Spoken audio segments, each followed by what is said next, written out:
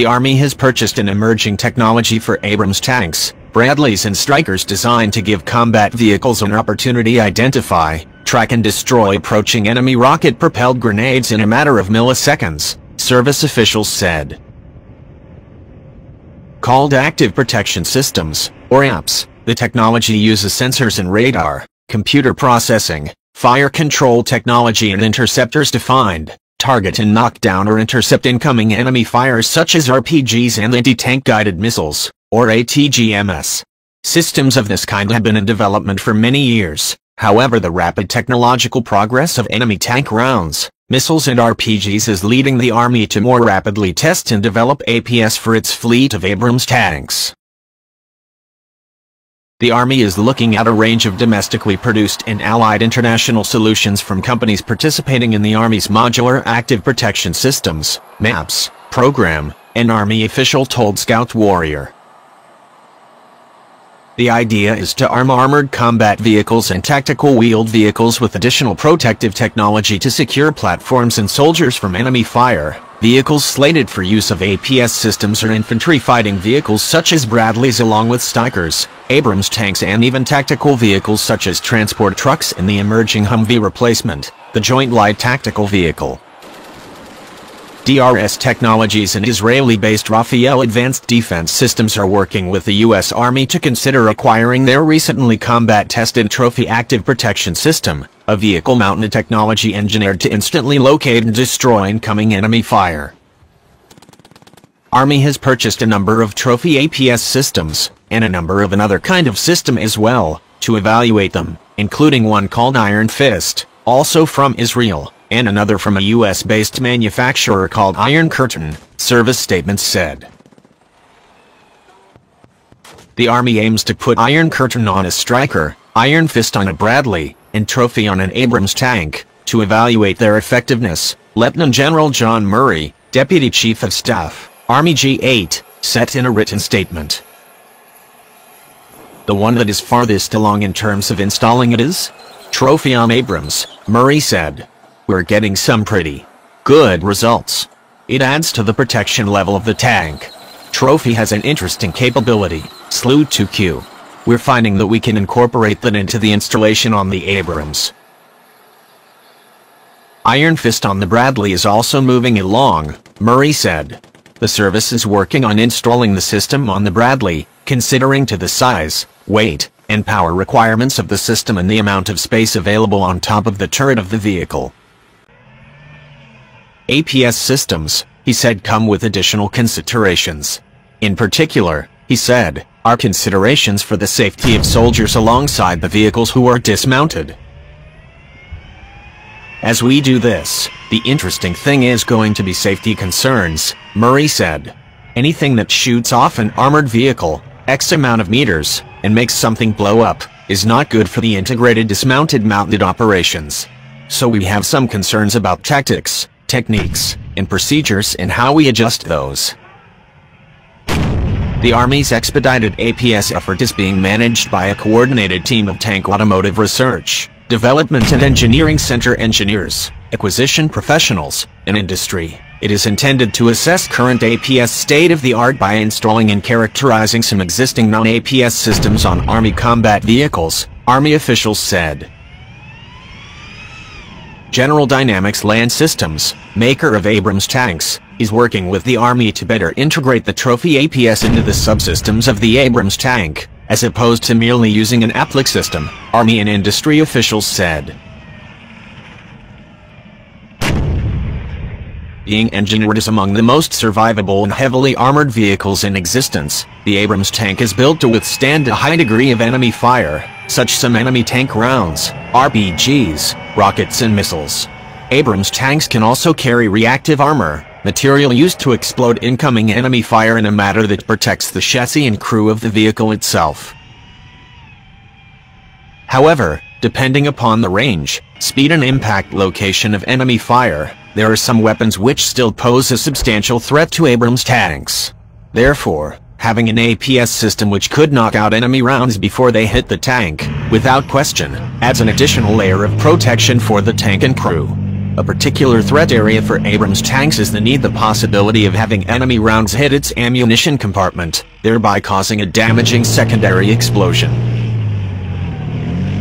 APS on Abrams tanks, quite naturally, is the kind of protective technology which could help U.S. Army tanks and tank-on-tank mechanized warfare against near-peer adversary tanks, such as a high-tech Russian T-14 Armata tank.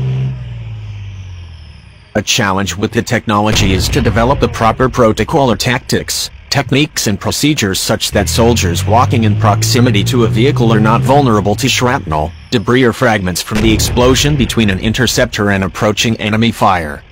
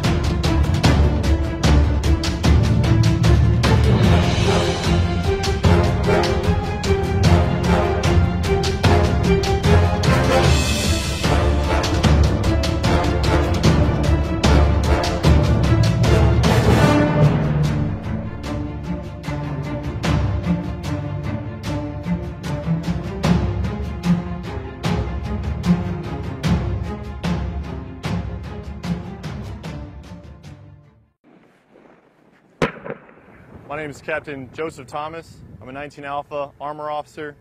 I'm the Company Commander for Bravo Company, 112 Cav, Grey Wolf Brigade. Today we're qualifying Table 6 on the M1A2 Abrams Set V2. This is the culminating point for the crew. This is their crew qualification.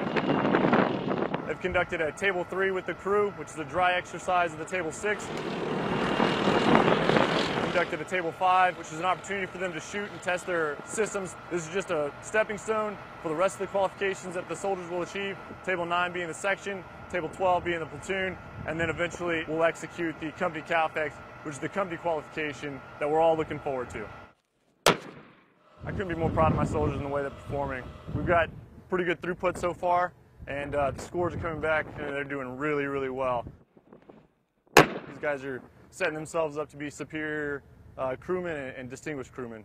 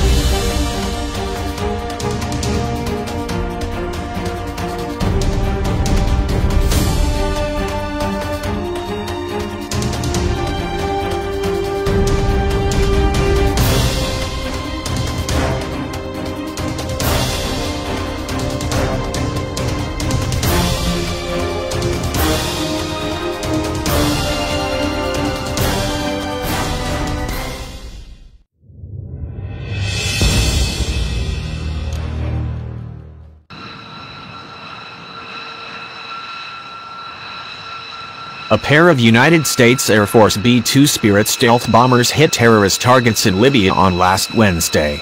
The strike killed more than 80 Islamic State terrorists. In conjunction with the Libyan government of national accord, the U.S. military conducted precision airstrikes Wednesday night, destroying two ISIL camps 45 kilometers southwest of Sirte, outgoing Pentagon Press Secretary Peter Cook said in a statement. The ISIL terrorists targeted included individuals who fled to the remote desert camps from Sirte in order to reorganize, and they posed a security threat to Libya, the region, and U.S. national interests. While we are still evaluating the results of the strikes, the initial assessment indicates they were successful. While the Northrop Grumman-built stealth bomber might seem like it would overkill to hit targets inside permissive airspace where there is no air threat or surface-to-air threat, Air Force officials said that there are circumstances that could have made the B-2 ideal for the strike. Nonetheless, the Air Force didn't necessarily choose the B-2 itself. Such assets are usually requested by the combatant commander.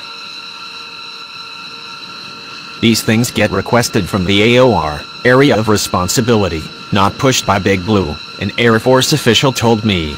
Certainly, the USAF is happy to provide forces that they invest a lot of time and effort into lobbying for investment from Congress.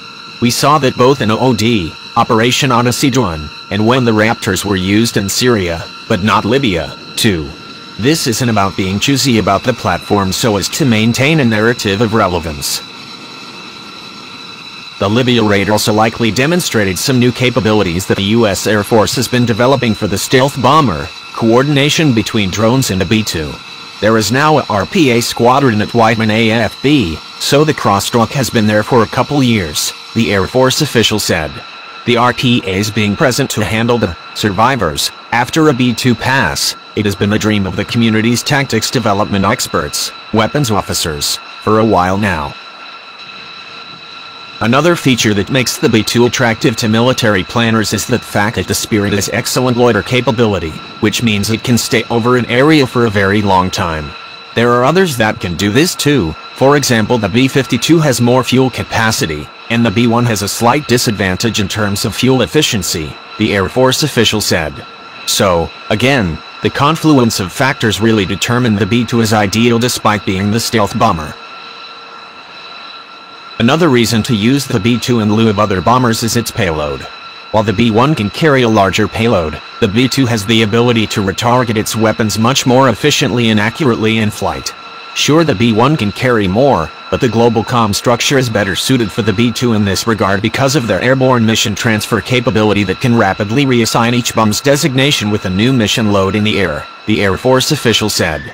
An airborne mission transfer allows you to avoid having the crews type in new coordinates for each new bomb.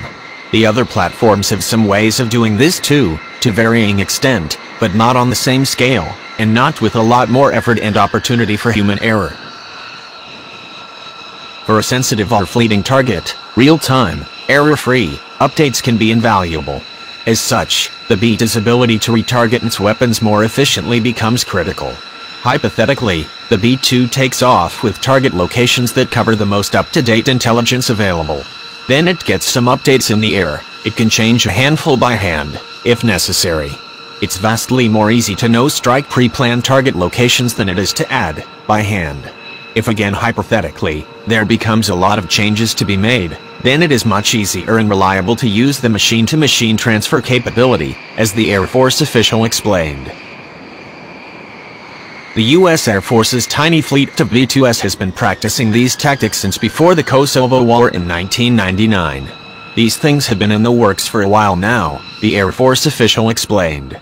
The airborne mission transfer is something that gets practiced by the crews in almost every single long-duration training flight.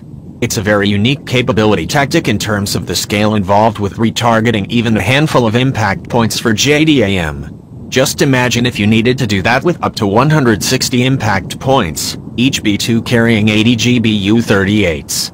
Or if there are 3 B-2s in a strike package, 240.